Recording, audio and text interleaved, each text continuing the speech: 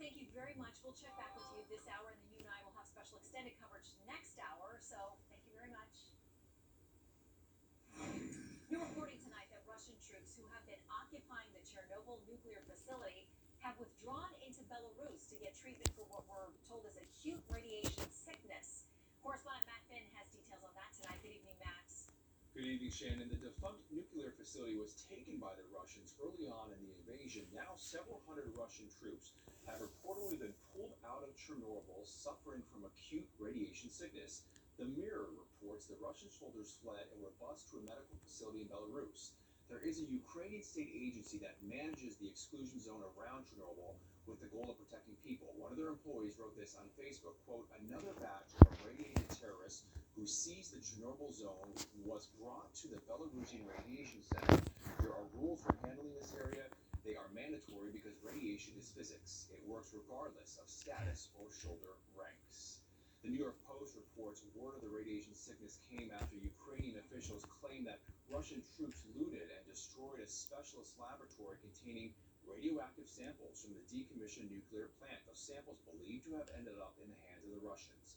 Ukrainian President Zelensky accused the Russians of using the exclusion zone around Chernobyl to prepare for new attacks. And on Thursday, the Ukrainian Deputy Prime Minister is demanding the United Nations intervene in the area, saying in part, quote, "We demand that the UN Security Council immediately take measures to demilitarize the Chernobyl exclusion zone and introduce a special UN mission there to eliminate the risk of the repeat of a nuclear catastrophe." The Pentagon confirms Russian forces are leaving the Chernobyl plant, but cannot confirm if it's for some type of radiation poisoning. We would assess at this early stage that it's of a piece of this larger effort to refit and resupply, and not necessarily done because of health hazards or some sort of emergency or a crisis at Chernobyl. Now, the White House was asked about the reports and said it was unable to confirm the Russian soldiers are sick from radiation, but says it is looking into the matter. Shannon. Matt Finn, thank you very much. President Biden says he's trying to mitigate some of the massive gasoline price hikes Americans are experiencing by ordering another release of oil from the nation's strategic petroleum reserve. But critics from both parties say they're unimpressed. White House correspondent Kevin Court taking a look at that tonight. Good evening, Kevin. Evening to you, Shannon. Now, beginning in May, the U.S. will release 1 million barrels of oil each and every day from its emergency reserves. And keep doing that, by the way, for the next 6 months, which, if you're here in Washington, you know what that means, almost right up to the midterm elections. Now, the White House says this is an effort to try to bring down soaring gas prices. But even the president isn't quite sure exactly when Americans will see the prices drop.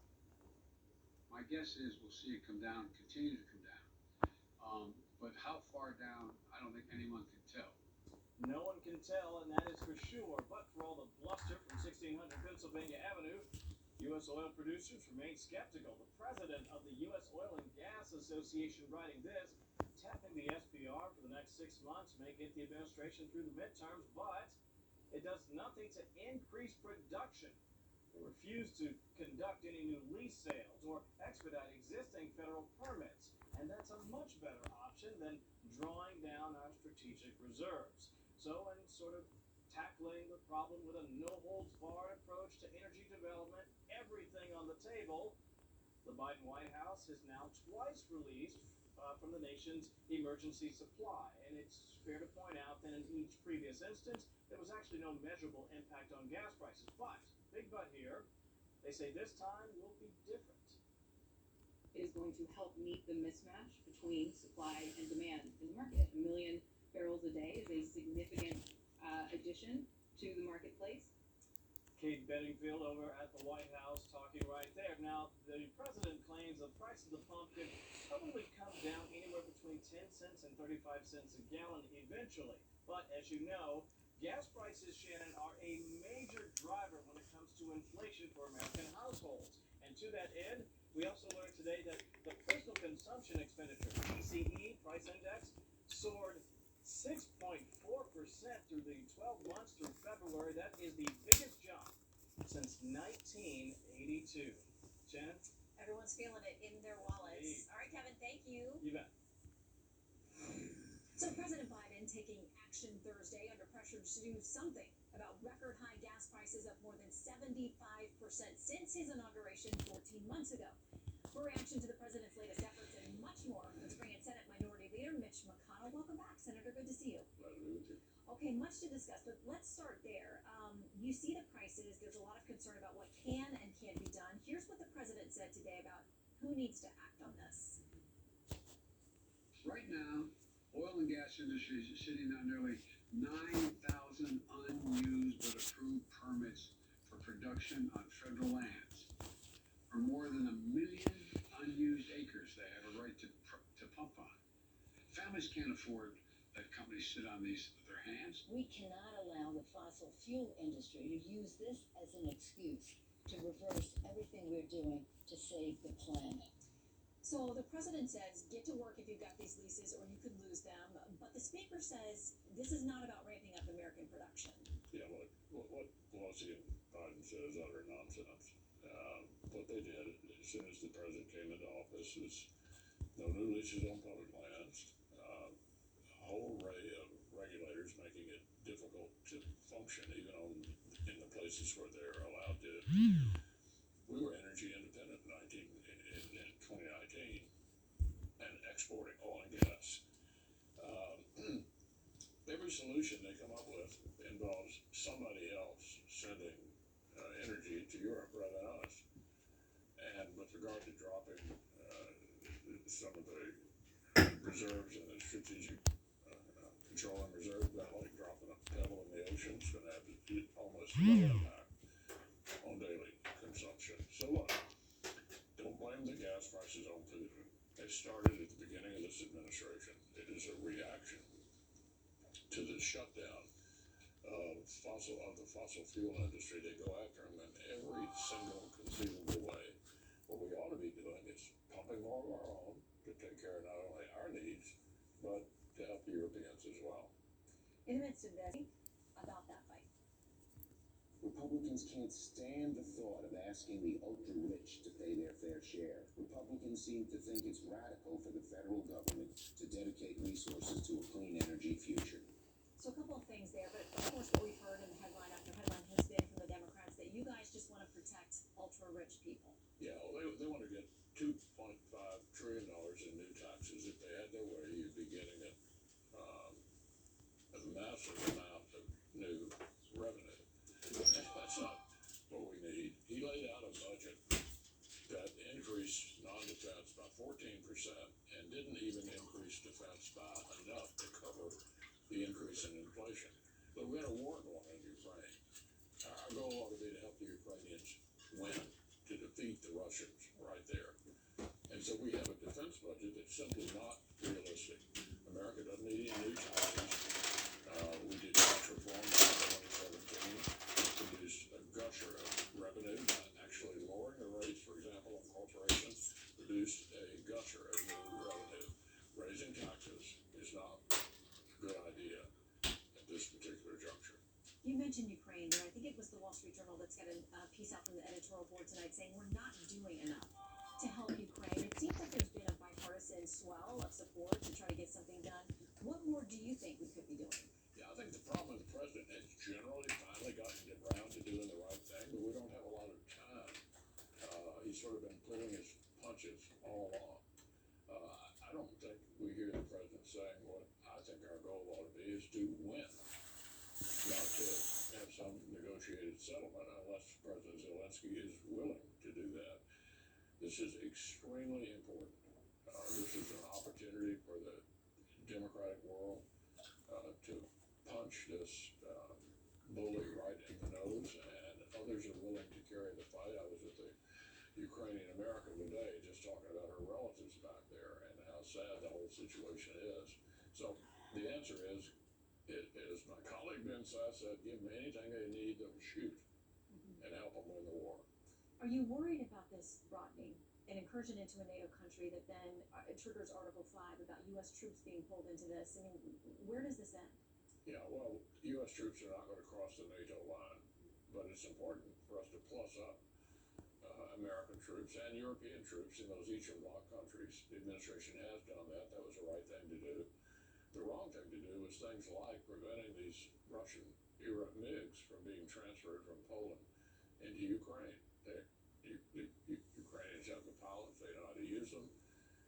going to be giving them everything we possibly can to help them win this war. Let's talk domestic again.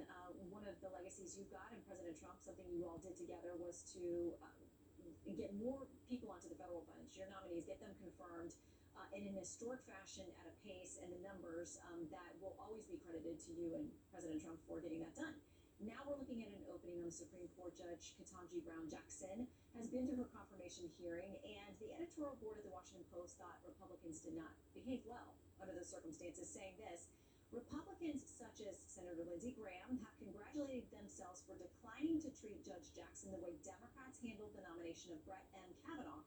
In fact, by the most relevant measures, Mr. Graham and a handful of other Judiciary Committee Republicans have handled themselves worse. I couldn't disagree more. I don't think she was treated poorly. And she was asked about her record. And her record, I think, was hard to defend. I mean, for example, she has a particularly curious view about certain kinds of criminal behavior. In this particular case, people who distribute child pornography of all things. In every one of the cases where she was sentencing, in the child pornography case, she gave out sentences that were below the guidelines that are part of the statute. I think she's a judicial activist. She's very smart. She's very capable. She's going to be exactly what President Biden wants, a very liberal Supreme Court justice. You've got at least one Republican on record now saying she will vote for her. Do you expect others? I don't know. We'll find out here next week. Well, I want to play something from Senator Dick Durbin talking about trying to get Republicans to come along with this nomination. Here's what he said. There are those within the Republican Party, I know from speaking to them, who understand the historic significance of this nomination and want to make sure that Mr. Lincoln's party, the grand old party, is on board. At least some of them supporting her. To follow the law.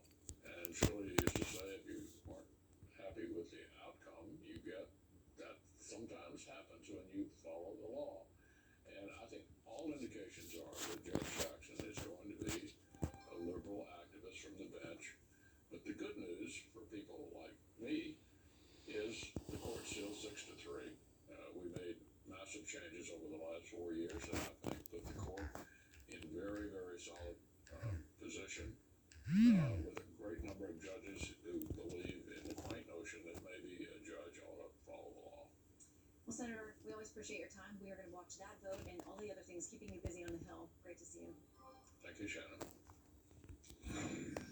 There is increasing scrutiny tonight on a story we've been following for more than a year, but is only now getting attention from some mainstream media outlets. Republicans are bringing new attention to the financial connections between President Biden's son Hunter and Chinese interests. Senior national correspondent Rich Edson has the latest. Republican investigators say President Biden's son and brother were cutting multi-million-dollar agreements with business officials connected to China's military. Companies led by Chinese leadership, that leadership in turn has a close connection to the Communist Party and in some respects even to the Chinese military and intelligence. Republican Senators Chuck Grassley and Ron Johnson released documents from 2017 and 2018 showing Hunter and James Biden's financial relationship with energy company CEFC. There's an agreement for a gas project signed between Hunter Biden and Gong Guangdong, an associate of Ye Jianming, founder and chairman of CEFC. Grassley claims both are connected to elements of China's military. A bank record shows a $5 million transfer from Ye and CEFC to a company called Hudson West 3. Grassley says Hunter was an investor and manager of the company. There's a $1 million transfer for Hunter to represent Patrick Ho, a CEFC official who federal authorities arrested in November 2017 for international bribery and money laundering charges. Hunter Biden was not accused of legal wrongdoing. I think there's ample evidence that they were trading on that name. The White House referred Fox News to statements Joe Biden's campaign issued in October 2020. Quote, Joe Biden has never even considered being involved in business with his family, nor in any overseas business whatsoever. He's never held stock in any such business arrangements, nor has any family member or any other person ever held stock for him. As for whether Hunter or James Biden have committed any crimes, Grassley says that's up to the Justice Department It's been investigating Hunter's international business dealings. Shannon? Rich Hudson, thank you very much. Well, newly surfaced video tonight of Sunday's infamous Oscar slap shows Jada Pinkett Smith's reaction as Will Smith returns to his seat following the assault. The angle from behind her appears to show Jada laughing after the slap before Will begins shouting at Chris Rock. Now, producer for the Oscars telecast tells ABC News that the LAPD had officers there. They wanted to arrest Will Smith after the show, but Chris Rock talked them out of it. They said, we will go get him. We're prepared. We're prepared to get him right now. You can press charges. We can arrest him. They were laying out the options. And as they were talking, he was being very dismissive of those options. He was like, no, I'm fine. He was like, no. They said, would you like us to take any action? And he said no. Plus this, a new report from TMZ claims Will Smith was not asked to leave after this incident, which would contradict what the Academy of Motion Picture Arts and Sciences said in a statement Tuesday. According to a report, an Oscars producer told the King Richard star they did not want him to leave. However, a source at the Academy tells Fox News that they stand by their statement that Smith was asked to leave and refused. The Academy Board of Governors is weighing disciplinary actions against the Best Actor winner with their next meeting set for April 18th. We're going to take you back live reporting on the ground in Ukraine for an update with Griff Jenkins next.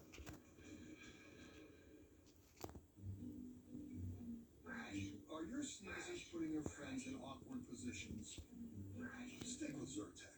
Zyrtec starts working hard at hour 1 and works twice as hard when you take it again the next day. Zyrtec, muddle no more. Michael's lowest prices of the season sale is back. Get 60% off select candies and frames, and score great deals on DIY supplies and more. Plus, earn 10% in Michael's rewards on your entire purchase. Get it all today with curbside pickup and same-day delivery. And it's easy to customize your insurance at libertymutual.com, so you only pay for what you need. Isn't that right, Limu? Limu? Sorry, 1 second.